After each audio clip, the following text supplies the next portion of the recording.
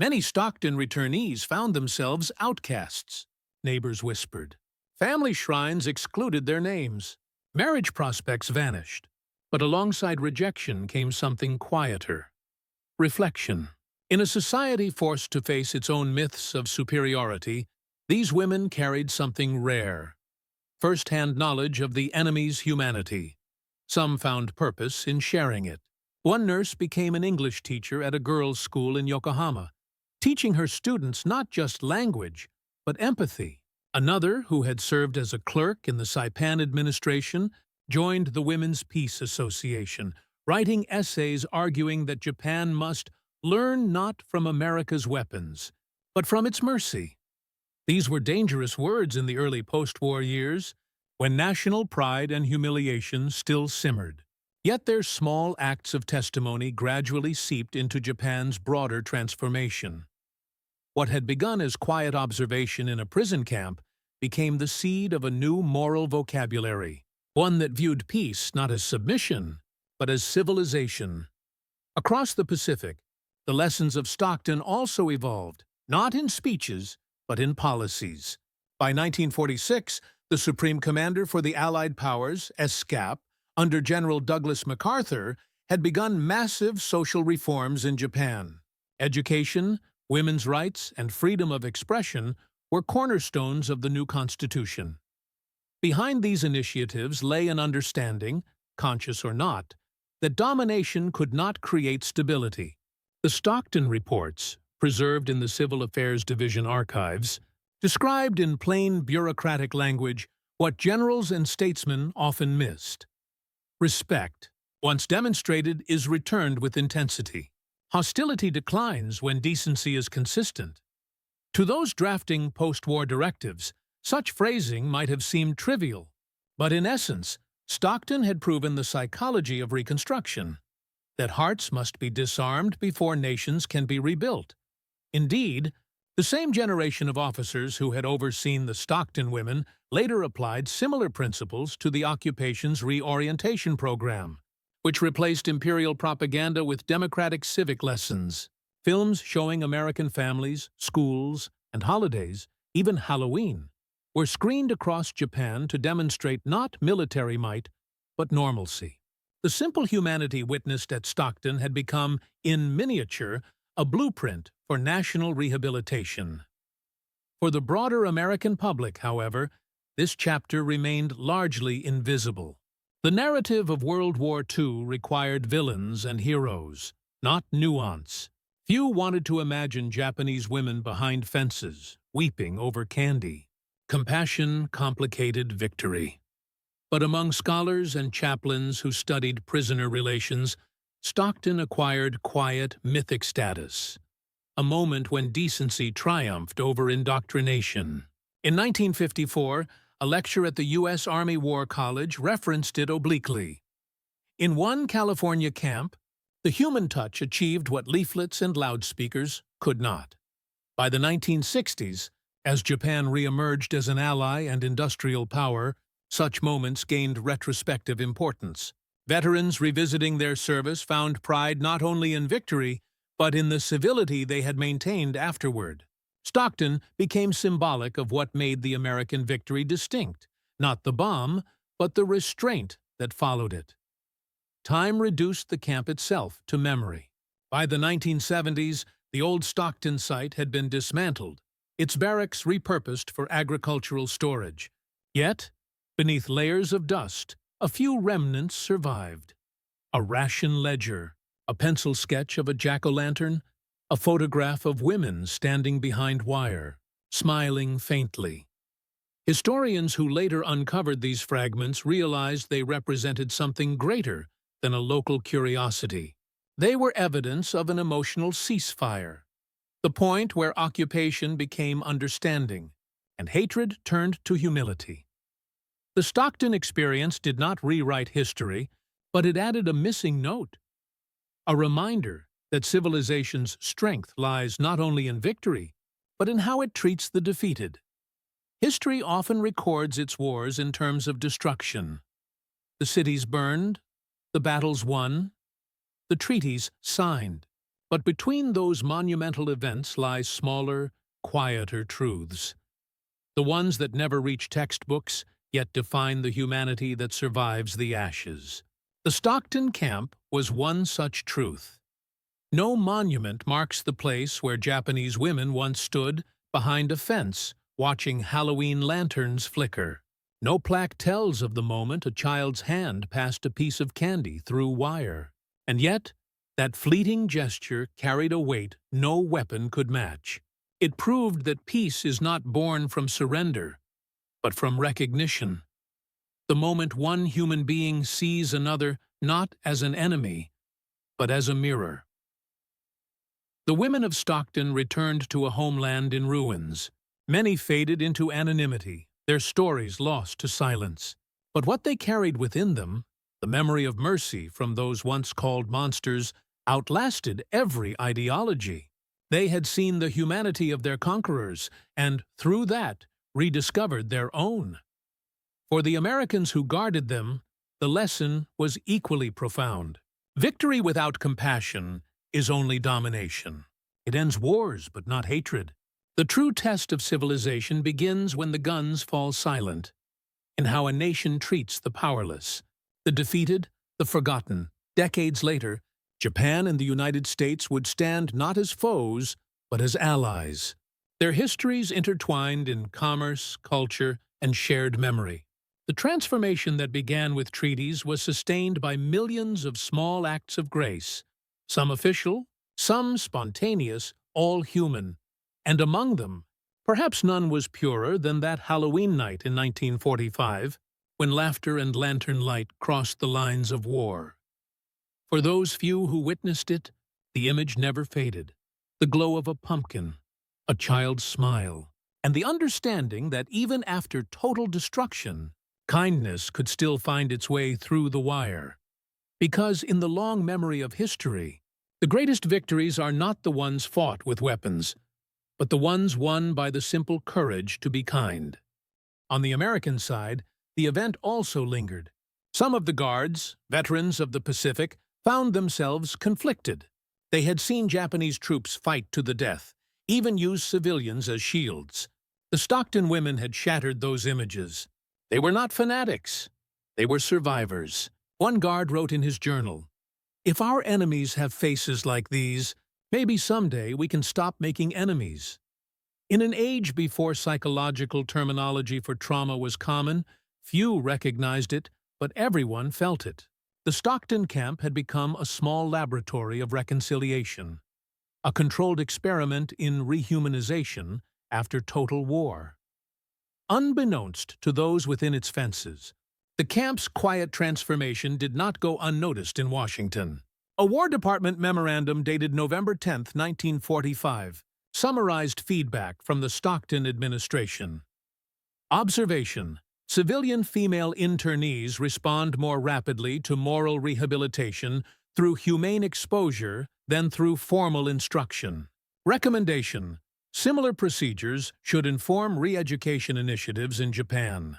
That recommendation reached General Douglas MacArthur's Civil Information and Education Section, CIE, during the early months of the occupation.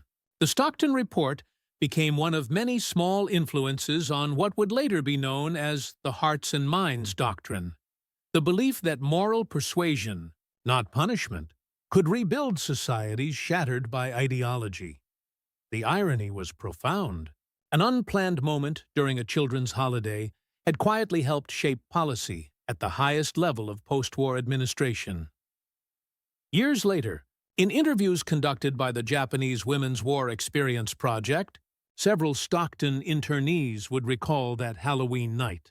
Many had returned to a Japan in ruins, homes gone, families scattered, their own countrymen suspicious of survivors who had surrendered. Yet, when asked about America, their answers were surprisingly tender. "They did not hate us," one said. Their children laughed.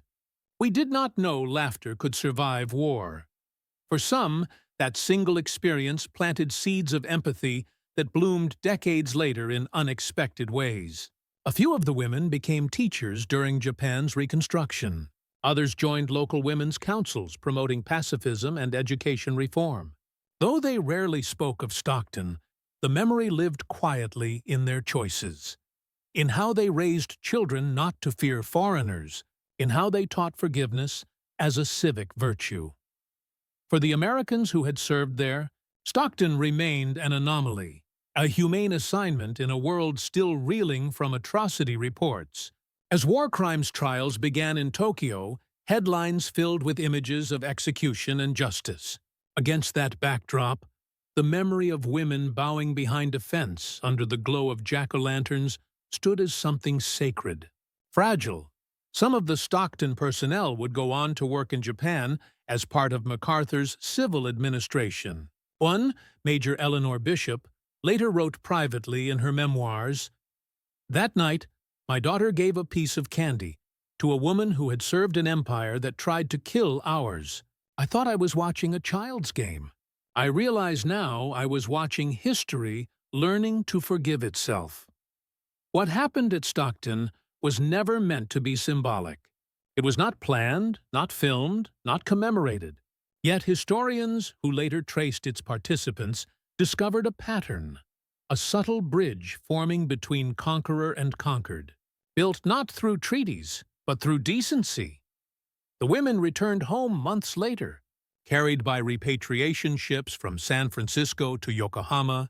As they disembarked, many were met with silence or reproach, but in their hearts they carried an image no ideology could erase. A fence lit by orange lanterns, a child's hand offering kindness. For them, the war had not ended with surrender. It ended with understanding, and for the Americans who witnessed that night, the victory they celebrated took on a different meaning. Not the triumph of power, but the endurance of compassion. The Stockton Halloween of 1945 stood quietly, as proof that peace is not declared, it is demonstrated. By January 1946, the Stockton facility was preparing for closure. The war was long over, and the machinery of repatriation was in full motion. Ships bearing the Red Cross of Neutrality waited at San Francisco's Treasure Island Naval Base, ready to carry the last groups of Japanese internees back across the Pacific. The Stockton women, fewer than 50 by this point, were among them. Their final weeks on American soil were filled with contradictions. There was relief, but also quiet dread. Returning home was no longer a simple act of reunion. It was a return to a land that had ceased to exist as they remembered it. Tokyo was rubble. Hiroshima and Nagasaki were still radioactive ruins. Families were displaced, records destroyed. For women whose capture had violated the unspoken codes of honor and purity, repatriation carried the weight of judgment. Before departure, they underwent final medical checks, debriefings, and orientation sessions. The War Department's Civil Affairs Division made a point of recording each internee's name, condition, and statement. Some gave brief remarks of gratitude. Others asked for anonymity. The Americans allowed both. At the dock, as the women lined up for embarkation, several guards and Red Cross nurses came to see them off. The atmosphere was subdued but strangely personal. There were handshakes, shy smiles, and small gifts. Pencils, photographs, handkerchiefs. Major Eleanor Bishop, who had overseen the camp's welfare programs, brought her children again. Susan, the little witch from Halloween, was now wearing a winter coat. When she recognized Keiko among the departing women, she waved. The nurse hesitated, then waved back. No words were exchanged. The ship's whistle drowned them out. As the vessel pulled away from the dock, many of the women stood on deck, watching the receding lights of San Francisco. Some wept openly, others stood expressionless, their emotions locked behind the stoicism taught since childhood. But in that silence, something unspoken lingered. Not the bitterness of defeat, but a strange gratitude toward the country that had once been their enemy. Upon arrival in Yokohama, the Stockton internees were processed through the same bureaucratic maze as thousands of returning soldiers and civilians. Their records were stamped, "Returned Enemy Non-Combatant." Most were quickly sent to their hometowns, often with little fanfare, but reintegration proved brutal.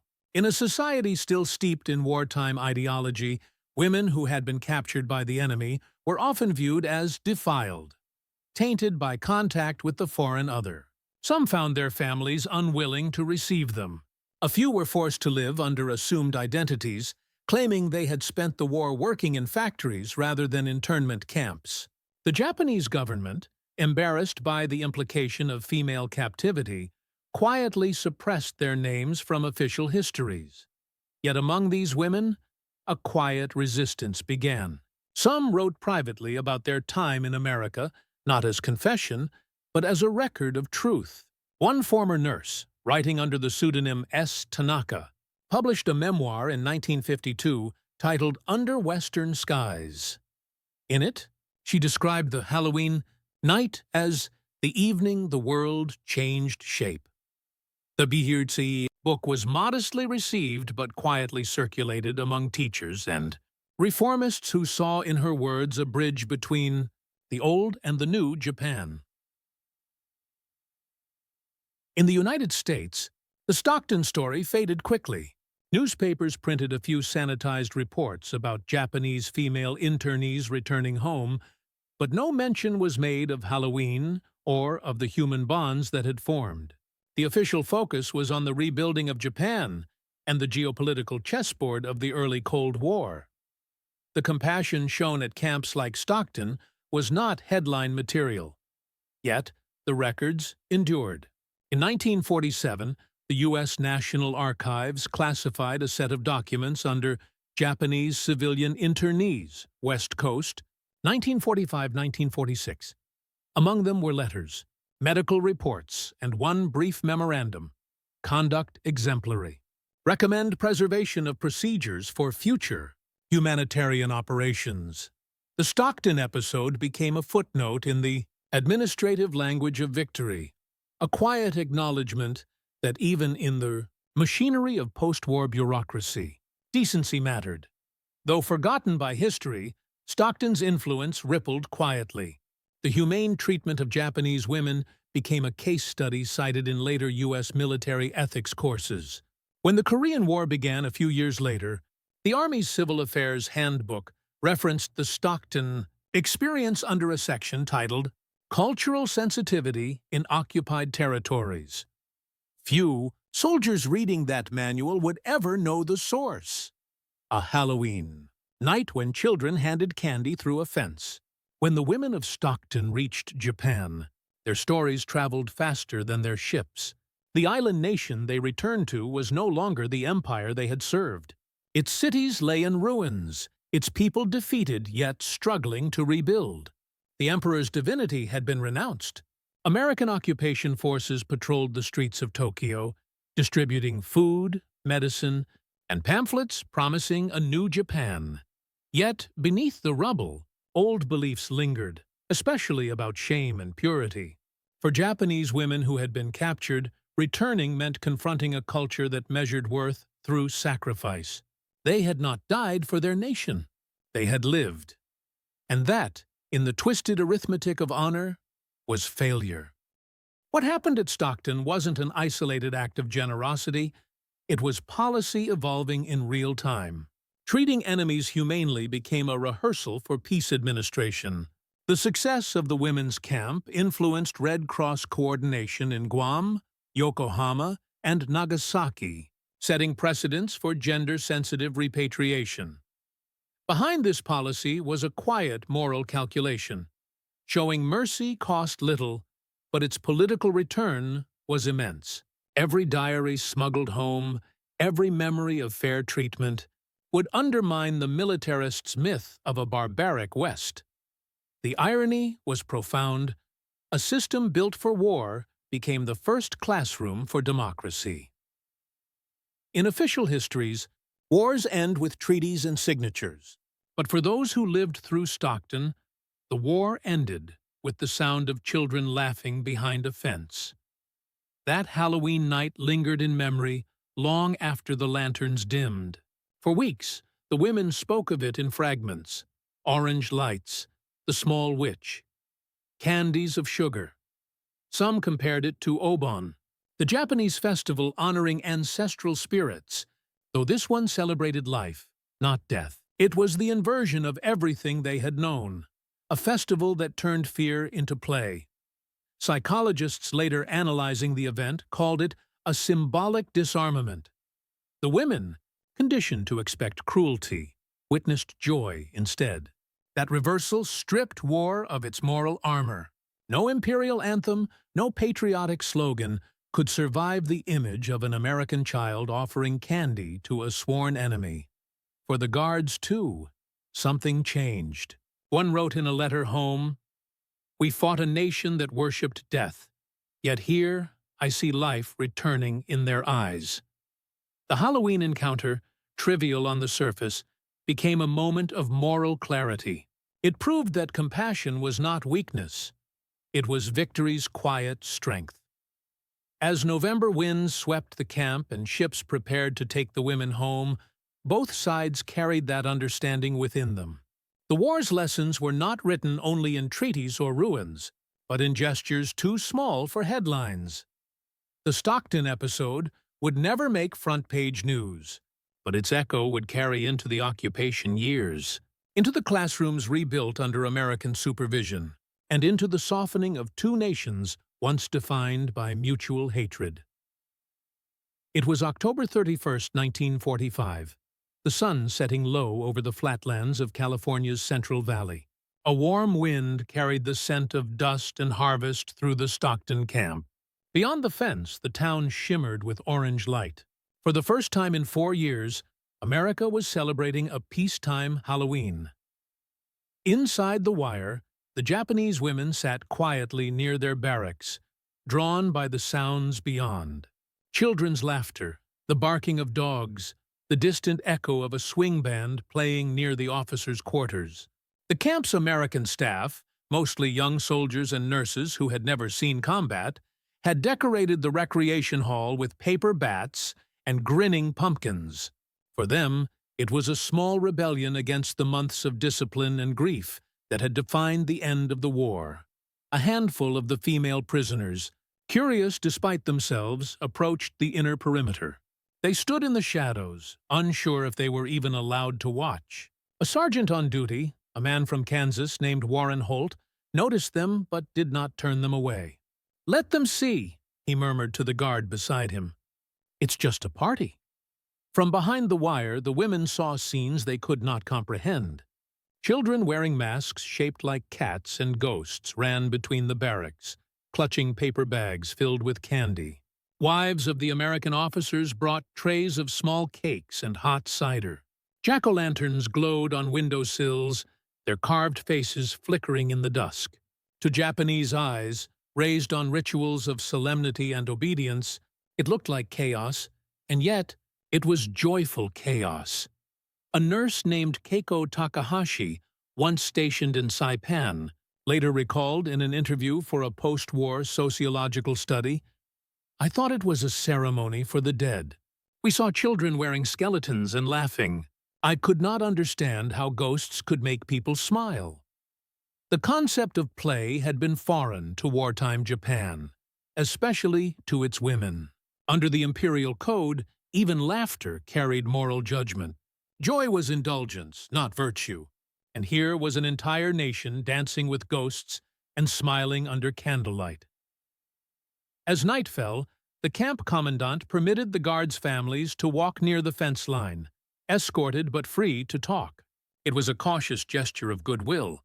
Among them were 2 American children, Susan and Tommy Bishop, aged 8 and 6, carrying small paper bags of candy. They were the children of Major Eleanor Bishop, the Wacy officer overseeing camp welfare. When the children saw the women standing silently by the fence, Susan whispered, "Can we give them some?" Her mother hesitated but nodded. The girl approached the wire, her witch's hat crooked, a half-eaten caramel in her hand. The women on the other side froze. One of them, perhaps moved by instinct more than reason, stepped forward. She was small. her uniform sleeves rolled to the elbow, her dark hair cut unevenly from field service. Susan smiled and pushed a piece of candy through the mesh.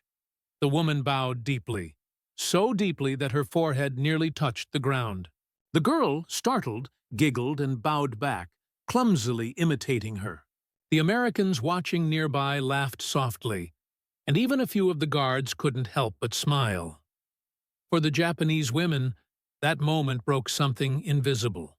The fear that had governed their hearts, fear of humiliation, of hatred, of being less than human, began to lift. Here was the enemy's child, unarmed and unafraid, offering sugar through a fence. Another prisoner, an older nurse named Fumiko, later described it in her repatriation testimony. The sweet melted in my mouth, and I cried. Not because it was good, but because it was simple. I realized then that perhaps God had not abandoned us. The American soldiers didn't know what to make of the tears. To them, it was just candy, a gesture of normalcy after years of horror. But what they had given was far greater. They had given contrast. Contrast between the darkness of war and the light of ordinary life. Between indoctrination and innocence. Between the image of the beastly enemy and the sight of a little girl with freckles and a paper broomstick. As the night deepened, the music played louder. From the recreation hall drifted the familiar swing tune, "Don't Sit Under the Apple Tree." Some of the American nurses danced in the open, their shadows flickering across the fence. The Japanese women watched, entranced. No one danced in wartime Japan. Movement was regimented, purposeful, never free. Watching the Americans move without fear was like watching another species of humanity. The camp lights dimmed at 10 p.m., and the guards called lights out. The children went home, their laughter fading into the distance. But inside the barracks, sleep came slowly. One woman, lying on her cot, whispered to another, "Do you think their emperor permits such joy?" The other replied softly after a long silence, "Maybe they have no emperor at all. Maybe that is why they are free." That night, no propaganda film, no political speech, and no victory parade could have conveyed the meaning of peace more clearly than that small act through the wire. Halloween at Stockton was not recorded in any official dispatch or newspaper headline.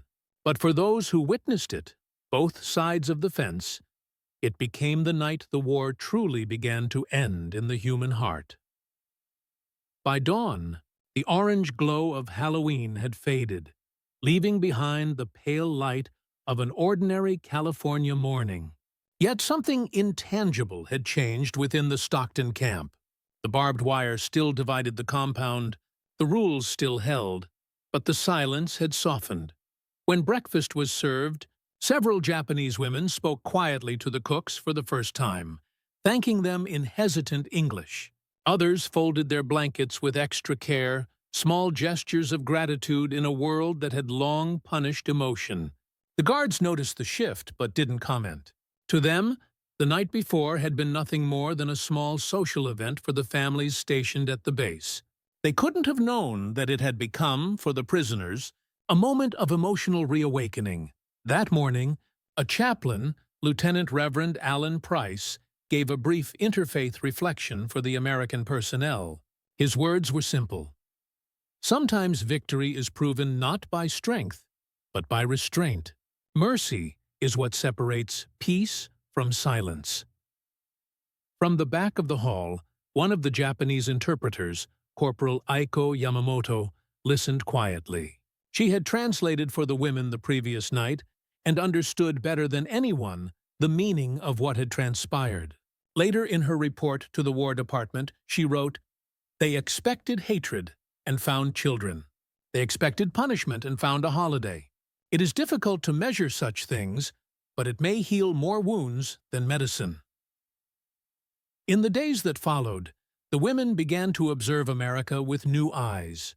The fear that had colored every gesture slowly gave way to curiosity. They watched soldiers repair trucks, officers' wives hang laundry, and children chase each other across the nearby lawns. Ordinary life, the very thing war had stolen, was happening before their eyes. A nurse named Keiko began sketching scenes of the camp with a dull pencil stub she found in the infirmary. She drew fences, lanterns, children, and a piece of candy wrapped in wax paper. Her sketches were later collected by the Red Cross and archived as part of the Civilian Internee Welfare Program, one of the few surviving personal records from Stockton. Each drawing reflected a question that words could not yet ask. What does peace look like? The Stockton facility held about 4 dozen Japanese women and a smaller group of nurses transferred from Okinawa. Each day followed a fixed routine: roll call, medical checks, language orientation, and outdoor recreation.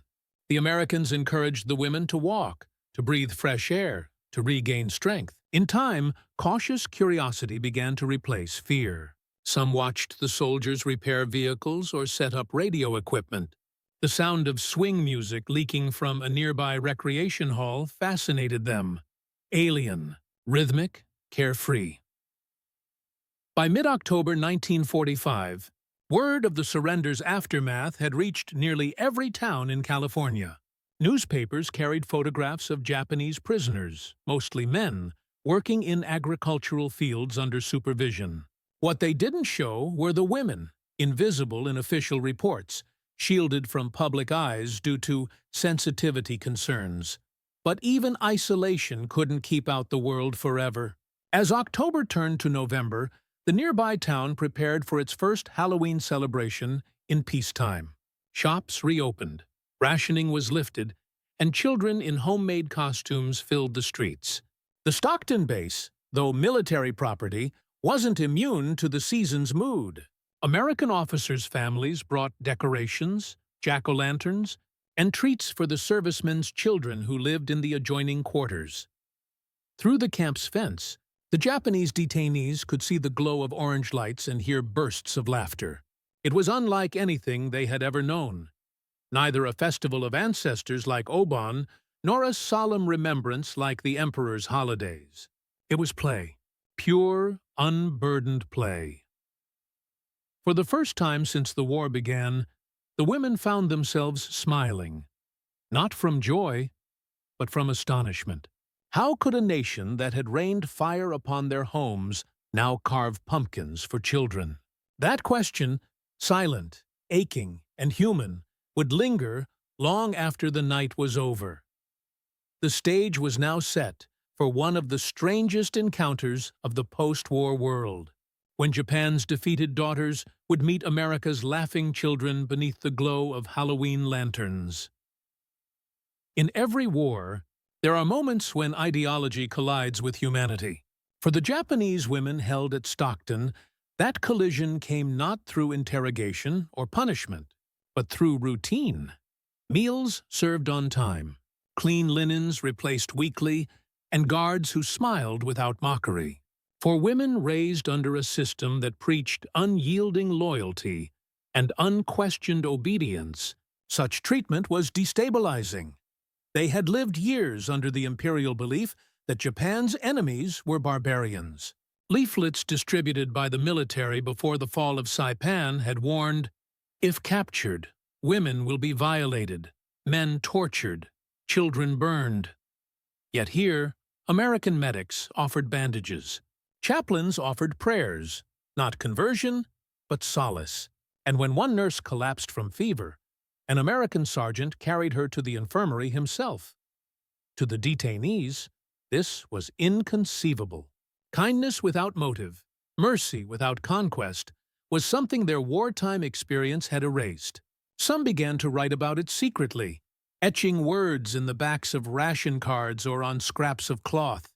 A nurse named Fumiko reportedly wrote, "We were told the enemy had no soul. But today, one brought me water." The guards noticed change, too. At first, the women avoided eye contact, even when spoken to. But by late October, small gestures began to appear. Faint bows, whispered thanks, and the hesitant acceptance of chocolate bars offered through the fence.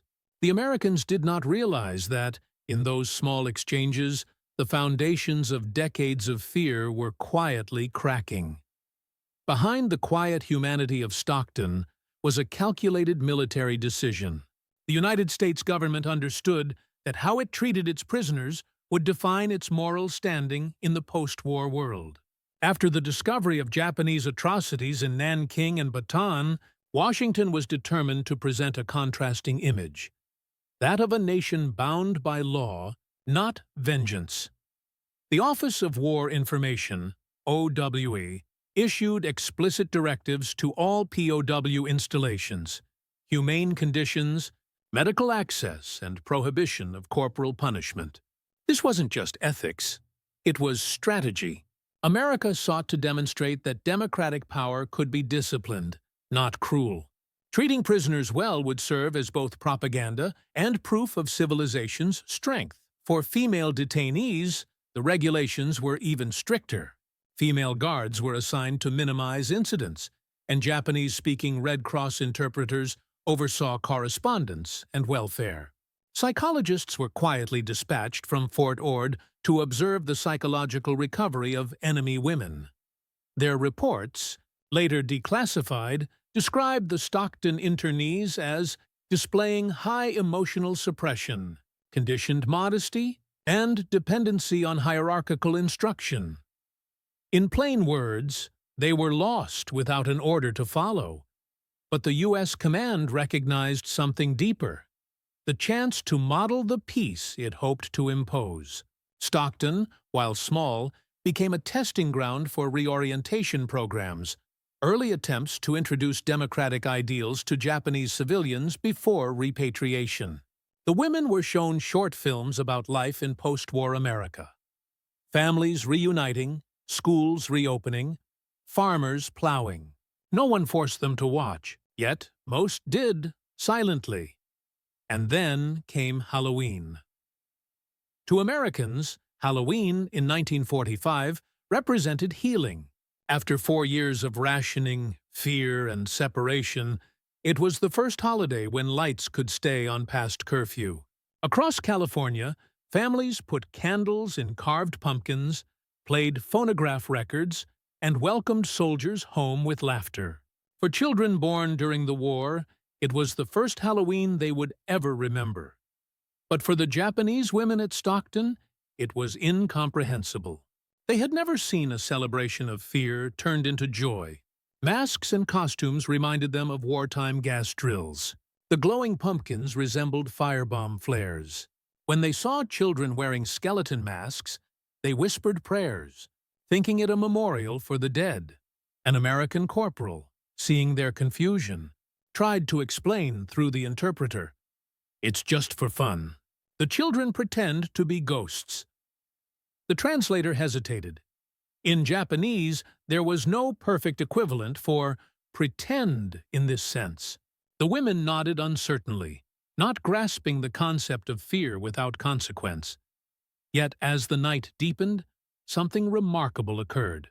The guards' families, wives and children, approached the fence line with small paper bags filled with candy. One little girl, dressed as a witch, reached through the wire and offered a piece of wrapped caramel to a nurse named Keiko. The guard stiffened, unsure whether to intervene. But Keiko, trembling, took the candy and bowed deeply. The child laughed, unafraid. That brief, wordless exchange shattered years of propaganda more effectively than any political lecture. For the first time, these women saw an America that was not military, not monstrous, simply human. It was not diplomacy that bridged the divide, but innocence. And in that innocence lay the first fragile steps toward understanding between two nations still haunted by war. To understand the psychological weight these women carried, one must look beyond the barbed wire and into the invisible walls of their upbringing. Japan's pre-war society had drilled an ideal into its daughters: obedience, purity, and self-sacrifice. The good woman served the nation by serving men, as wife, nurse, or mother of soldiers. The imperial rescript on education, memorized by every schoolchild, declared, "Should emergency arise, offer yourselves courageously to the state. Captured women violated that creed simply by surviving. They had failed to die in loyalty. For many, captivity was not liberation, but living shame. Back home, families would often refuse to speak of them again. Even in post-war decades, few admitted publicly that Japanese women had been held in Allied camps. Silence became survival. In Stockton, this shame met a new form of dignity, one that did not depend on rank or sacrifice. American culture, though imperfect, treated women as visible individuals. Nurses gave orders to male soldiers. Officers addressed female clerks by name. Such behavior shocked the internees. Some wept privately when first saluted by an American medic. Others began asking questions about women working outside the home. These small observations planted the earliest seeds of change that would later echo in Japan's post-war feminist awakening. The guards, too, learned. They saw not fanatics, but frightened human beings stripped of ideology. The myth of the Yellow Menace, which wartime propaganda had painted in monstrous hues, dissolved when faced with exhausted young women who cried for home. The Stockton camp became, in effect, a mirror, showing each side the humanity of the other. High Command took notice. Reports from the War Department's prisoner of war Division and the Office of Naval Intelligence in late 1945 described the Stockton facility as a model of discipline and exemplary administration. Officials understood that moral conduct could serve as soft power. The United States was already planning the occupation of Japan, and these small interactions provided insight into what would soon become the larger task of rebuilding an entire nation. Major Eleanor Bishop, a Women's Army Corps officer who oversaw welfare inspections, noted in her report, "Their emotional response to minor courtesies exceeds expectation. One act of kindness may neutralize years of propaganda." That line would later be cited in early occupation manuals distributed to military governors in Tokyo. October 1945. The air over Northern California carried a strange, unfamiliar warmth. The war was over. The Pacific had fallen silent. And yet, behind the high wire fences of a temporary internment compound near Stockton, a small group of Japanese women stood frozen, their eyes wide, their breaths shallow. Across the camp, American children ran through the dusk with paper lanterns and carved pumpkins glowing like fire spirits.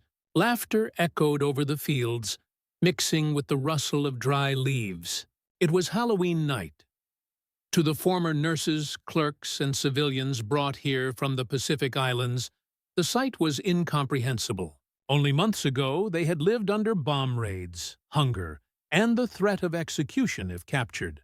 Now, they watched the enemy dance under strings of orange lights, handing sweets to strangers. One woman whispered, almost in disbelief, "Are they celebrating ghosts?" For many of these captured Japanese women, this was their first real glimpse of America. Not through propaganda, but through laughter and light. It would challenge everything they had been taught about the West, and about humanity itself. The war had ended. But for these women, the understanding of peace was only beginning. By the summer of 1945, the Empire of Japan was collapsing under the relentless weight of the Allied advance. Cities burned nightly under the glow of incendiary bombs. The Imperial Navy lay shattered across the Pacific, its once mighty fleets reduced to twisted metal resting beneath the sea. On August 6th, the sky above Hiroshima was split open by a light brighter than the sun. 3 days later, Nagasaki followed. Within weeks, Emperor Hirohito's trembling voice would be heard for the first time on the radio, declaring an end to a war that had consumed Asia for nearly 15 years. But surrender did not mean safety. Across the Pacific Islands, Saipan, Guam, Tinian, Iwo Jima, Okinawa, tens of thousands of Japanese soldiers, nurses, and civilians were stranded. Many refused to believe the emperor's broadcast was genuine. Others feared the shame of capture more than death itself. Imperial indoctrination had taught that surrender was dishonor. Americans, they were told, would torture and kill prisoners without mercy. When Allied troops began collecting survivors, they found men and women starving in caves, some wounded beyond recovery, others too frightened to emerge. Among them were Japanese Red Cross nurses, communication clerks, and civilian wives who had followed their husbands to the front. Roughly 10,000 women were taken into custody by U.S. forces across the Pacific in the final months of 1945, the largest mass detention of Japanese women in modern history. These women were not soldiers. Some had treated the wounded on Saipan's cliffs. Others had been forced to work in military brothels or as labor auxiliaries. Their uniforms varied, from khaki field suits to the tattered remains of civilian kimonos. For most, capture meant not only survival but humiliation. In Japanese culture, female purity was bound to national honor. Being seen by male enemies, even receiving food from them, carried unbearable shame. The Americans, by contrast, saw them simply as prisoners of war, to be processed, recorded, and repatriated when safe. The Geneva Conventions were still fresh in the minds of U.S. officers who had witnessed atrocities in Bataan and on the Burma front. Their orders were clear: humane treatment, medical care, rations equal to those of U.S. personnel. At temporary camps on Guam, Okinawa, and Leyte, American doctors began treating malnutrition and tropical diseases among the captured. For the first time, Japanese women encountered penicillin, powdered milk, and the strange, sweet flavor of canned fruit. They watched as American soldiers joked with Filipino nurses, shared cigarettes with Australian mechanics, and played jazz records during off-duty hours. The experience was bewildering, a collision of two worlds that propaganda had kept apart. By September, transport ships began carrying select groups of female POWs to mainland facilities for medical observation and eventual repatriation.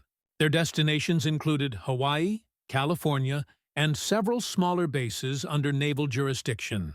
Most of the women believed they were being taken to prison. What they found instead were barracks, not cages, guarded, yes, but clean, with showers and blankets. The American home front itself was in transition. Factories shifted from tanks to automobiles. War weariness mingled with a cautious hope for peace. Yet beneath the celebration, there remained deep resentment toward Japan. Pearl Harbor was not easily forgotten. Many Americans had lost sons in the Pacific, and the idea of Japanese prisoners on U.S. soil stirred unease. Still, official policy emphasized dignity and order. These women were seen as living evidence of victory, not targets of revenge. For U.S. military psychologists, the presence of Japanese female POWs offered something else: an opportunity to study the enemy mind. Reports from the War Department's Civil Affairs Division described the detainees as highly disciplined, modest, obedient, and prone to ritual apology. But they also noted signs of emotional collapse: quiet weeping at night, refusal to eat, and repeated murmurs of "shikata ga nai." It cannot be helped. In those first weeks, America was both alien and strangely kind. The women could not reconcile the images fed to them by wartime posters, grotesque depictions of monstrous GIs, with the reality of guards who offered blankets and medicine. This dissonance would only grow deeper once they reached the U.S. mainland. By late October, a small contingent of around 40 Japanese women, including medical staff from Guam and nurses from Saipan, were relocated to a holding facility outside Stockton, California. The war had been over for barely 2 months. Outside the camp's barbed wire, the nation prepared for the first peacetime Halloween since 1941, a holiday that, for Americans, marked a return to normalcy. Inside the camp, the women waited in silence, unsure of what awaited them beyond the fence. And it was there, Amid the turning leaves of a California autumn, the two worlds, once separated by oceans, hatred, and propaganda, would meet face to face under the flicker of jack-o'-lantern light. The ship that carried them to the United States was a converted Liberty vessel, its steel decks still marked by rust and bullet scars from convoy service. The voyage from Guam took nearly 2 weeks, cutting across vast stretches of the Pacific that had only months earlier been the stage for naval slaughter. For many of the Japanese women on board, the journey felt unreal. They had expected death, not transport. Some spent the trip in silence, staring at the horizon. Others whispered prayers to ancestors, afraid that the ocean itself might reject them. The U.S. sailors assigned to escort duty treated them with a disciplined, almost distant courtesy. Meals were served 3 times a day: canned beans, bread, and a strange, sweet black liquid called coffee. The women, raised in a culture of rice and miso, found it bitter, almost medicinal, but hunger softened revulsion into acceptance. One nurse later wrote in a post-war diary, "We were afraid of poison, yet they smiled and shared what they ate. I could not hate them." When the Liberty ship reached San Francisco Bay, fog rolled low over the water.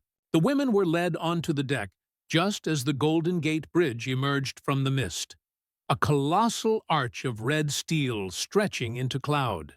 Several gasped aloud. In that instant, they realized America was not the ruin their government's propaganda had promised. It was vast, organized, alive. Upon disembarkation, U.S. naval personnel processed the detainees according to strict medical and security protocols. They were deloused, photographed, and given identification tags. Unlike the prisoners held in the Pacific, these women were classified as special non-combatant internees. This status reflected the ambiguity of their position: neither enemy combatants nor ordinary civilians. Their detention served political, humanitarian, and psychological purposes all at once.